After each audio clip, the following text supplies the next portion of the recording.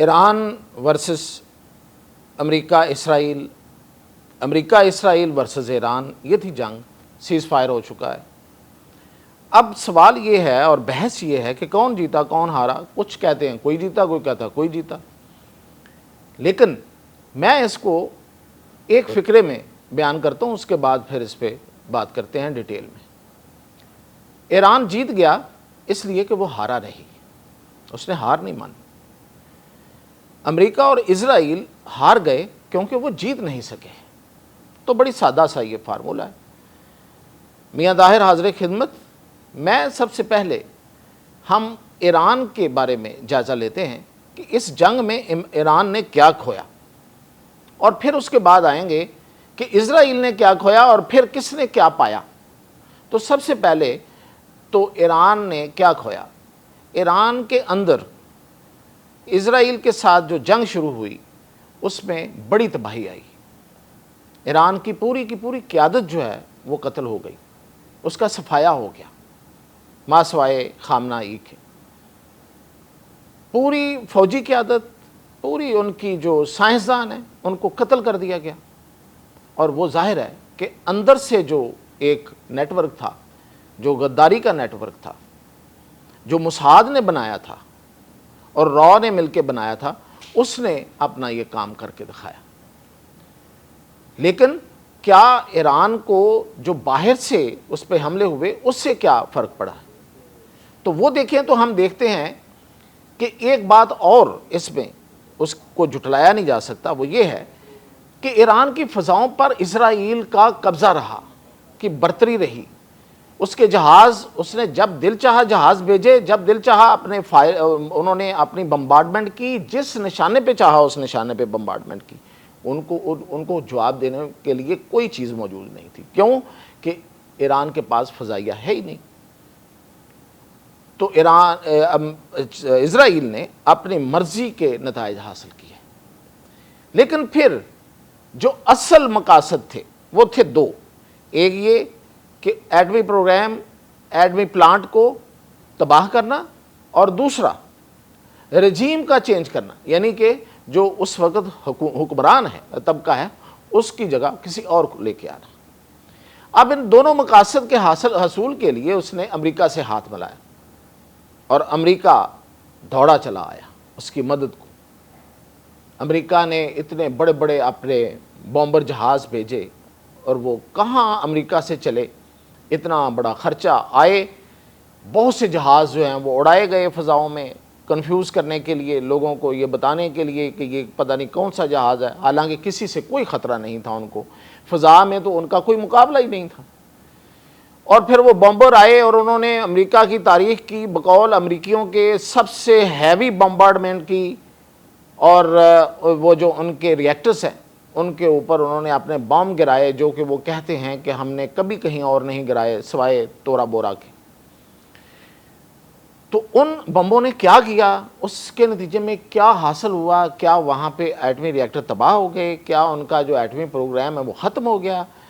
ایسا کوئی دلیل ہمیں، ایسا کوئی ثبوت ہمیں نہیں ملا سوائے ایک امریکی دعووں کے، اور اس کے جواب میں ایران نے یہ کہتے ہیں کہ ہمارا جو وہ پروگرام ہے وہ انٹیکٹ ہے، ہلکا پھلکا اس کو نقصان پہنچا ہے۔ اب چلتے ہیں کہ یہ تو ہم نے ایران کا تو جائزہ لیا، اب دیکھتے ہیں کہ کیا اسرائیل کے ساتھ کیا ہوا۔ اسرائیل جو انٹچیبل تھا، اس کو کوئی چھو نہیں سکتا تھا، مغرب کا، امریکہ کا لاڈلا بچہ، کوئی کہتے ہیں ناجائز، کوئی کہتے ہیں جائز، خیر، اس کی طرف کوئی آنکھ نہیں اٹھا سکتا تھا۔ اس کے بارے میں بیان جاری کرنے سے پہلے تمام ملکوں کی وزارت خارجہ کو 100 بار سوچنا پڑتا تھا کہ کیا لفظ استعمال کریں، کہیں کوئی ناراض نہ ہو جائے۔ ان کے خلاف بات کرنا اینٹی سیمیٹزم، یعنی کہ یہودیت کے خلاف بات کرنا ہے، وہ جرم ہے۔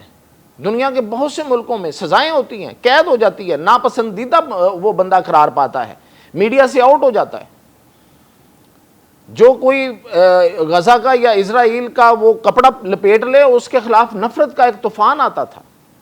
اس اسرائیل پر ایران نے ایسے حملے کیے ہیں کہ شاید اسرائیل نے بھی کبھی سوچا نہیں ہوگا۔ اور کون کون سی چیزیں ان کی، کون کون سی ان کے انسٹالیشن تباہ ہوئے، اسرائیل کے کون کون سی اہم جگہیں جو ہیں وہ نشانہ بنی ہیں، وہ میں آپ کو بتاتا ہوں۔ سب سے پہلے تو موساد ہیڈ کوارٹر، جو پوری دنیا میں جس نے ایک گند پھیلایا ہوا ہے اور وہ اندرون خانہ جو کاروائیاں کرتے ہیں، جو بھارت کے ساتھ مل کے پاکستان پر حملے کے لیے بھی آ گئے تھے، اس کا ہیڈ کوارٹر، اس کا 8200 یونٹ، یہ وہ والا یونٹ ہے جو سب سے لیتھل یونٹ ہے، اور اس نے اسماعیل ہانیہ سمیت بہت سے قتل کیے، اس کو تباہ کر دیا۔ اس کے علاوہ اسرائیل کی جو فوج ہے اس کا headquarter, general headquarter, وہ نشانہ بنا، اور اسرائیل کی وزارت دفاع نشانہ بنی۔ اسرائیل کے اندر جو فرانس کا رافیل کا سب سے بڑا کارپوریشن ہے، اس کا دفتر جو ہے، اس کا پورا ایک ہیڈ کوارٹر ہے۔ رافیل جو اسلحہ بناتی ہے، جو طیارے بناتی ہے، وہ نشانہ بنا۔ اس کی جو سب سے بڑی بایو کیمیکل فیکٹری تھی اسرائیل کی، جو ہتھیار بناتی تھی بایو کیمیکل، وہ نشانہ بنے جس سے وہ فلسطینیوں کو مارتے ہیں۔ اور اس کے نیواٹائم اور رامات ڈیوڈ ایئرپورٹس کو نشانہ بنایا گیا، اس کا رامان ایئرپورٹ نشانہ بنا۔ اس کے علاوہ اس کی پالمرچن ایئر بیس جو ہے وہ نشانہ بنی، اور حیفا میں جو اس کی ریفائنری تھی وہ نشانہ بنی، اور اسرائیل کا آدھا حصہ بجلی سے محروم ہو گیا، اس کا پورا گریڈ اڑا دیا گیا۔ اور اس کے علاوہ اس کے جو پورے اسرائیل کے اندر بڑی بڑی عمارتیں اور مالز جو ہیں اس پہ میزائل گرتے رہے، اور اسرائیلی پناہ مانگتے رہے، وہ دوڑتے رہے، وہ بھاگتے رہے، وہ وہاں سے فرار ہوئے۔ کوئی ایئرپورٹ کام نہیں کر رہا تھا، وہ سمندر کے راستے چھوٹی چھوٹی کشتیوں میں بیٹھ کے فرار ہو رہے تھے یورپ کی طرف۔ اور ان کے لیے تو ایک ڈومز ڈے تھا، ایک قیامت کا دن تھا، قیامت کے دن تھے یہ۔ انہوں نے تو کبھی سوچا بھی نہیں تھا کہ ان کے ساتھ یہ ہوگا۔ اس اسرائیل کی یہ جو اس کا جو غرور اور تکبر، جس طریقے سے انہوں نے فلسطینیوں کو مارا ہے اور جس طریقے سے انہوں نے قتل کیا ہے، ان کا جو غرور تھا وہ زمین بوس ایران نے کیا۔ اب اس کا امپیکٹ دیکھتے ہیں۔ امپیکٹ کیا ہے؟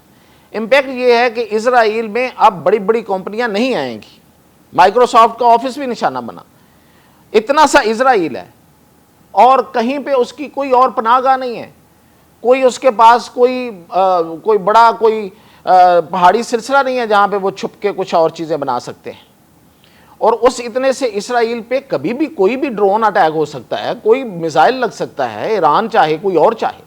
تو یہ ثابت ہو گیا۔ اب وہاں پہ بڑے بڑے جو کمپنیاں تھیں جو بڑی سکون کے ساتھ وہاں پہ آگے بیٹھ کے کاروبار کرتی تھی اور پورے مڈل ایسٹ کو چلاتی تھیں، اب وہ تو نہیں آئیں گی۔ اب وہ کیوں آئیں گی؟ وہ انسیکیور اپنے آپ کو ہمیشہ کے لیے فیل کریں گی۔ تو یہ اس کا دوسرا امپیکٹ آیا۔ اب آتے ہیں ایران پہ کیا امپیکٹ آئے گا۔ ایران پہ خامنائی بچ گئے، پوری رجیم بچ گئی، لیکن اب انہیں یہ سوچنا ہوگا کہ انہیں آگے کیسے چلنا ہے۔ انہیں آگے اپنی ایئر فورس بنانی ہے، اپنے جو ایٹمی پروگرام ہے اس کو لے کے چلنا ہے، یا پابندیاں ہٹوا کے ترقی کرنی ہے اور ترقی یافتہ ممالک کی صف میں شامل ہونا ہے۔ جرأت اور بہادری کی داستان انہوں نے لکھ دی، لیکن صرف اور صرف جرأت اور بہادری کی داستان جو ہے وہ ایران کے لیے کافی نہیں ہے۔ ایران کو بہت آگے بڑھنا ہے۔ ایران نے بہت اہم کامیابی حاصل کی ہے اور بغیر کسی سپورٹ کے حاصل کی ہے۔ پوری دنیا نے کو یہ بات منوا لی کہ اس نے بغیر کسی ملک کی فوجی مدد کے، پاکستان نے اگر مدد کی تو فوجی مدد نہیں کی، بغیر کسی ملک کی فوجی مدد کے اس نے اکیلے نے دنیا کے اس گنڈے کو زخم چاٹنے پہ مجبور کیا ہے کہ جو پوری دنیا کے سامنے کھڑا تھا اور جب دل چاہتا تھا جو مرضی کرتا تھا، اور دنیا اس کا کچھ بگاڑ نہیں پا رہی تھی۔ تو یہ ہے اب تک کی کہانی۔ اب اس میں آگے کیسے چلتے ہیں معاملات، ظاہر ہے چھوٹی موٹی وہ فائر ادھر ادھر سے وہ چلتا رہے گا، ہلکی پھلکی وائلیشن بھی ہوگی، لیکن اسرائیل جو ہے وہ فل فلیج اب وار کی طرف اس لیے نہیں آئے گا کہ اس جنگ کو ختم کرنے کے لیے اسرائیل نے باقاعدہ خواہش کا اظہار کیا تھا. یہ بھی ایک نوٹیبل چیز ہے. اور امریکہ بھی اس سے جان چھڑانے کے لیے تیار بیٹھا ہوا تھا. آپ نے دیکھا جیسے ہی حملہ ہوا جو بھی تھا وہ طے شدہ تھا، جو بھی تھا فوری طور پہ امریکہ کا ریئیکشن آ گیا کہ ہم اس جنگ کو ختم کر رہے ہیں. تو یہ تھی کہانی اب تک کی. مزید اپڈیٹ کے ساتھ انشاءاللہ حاضر.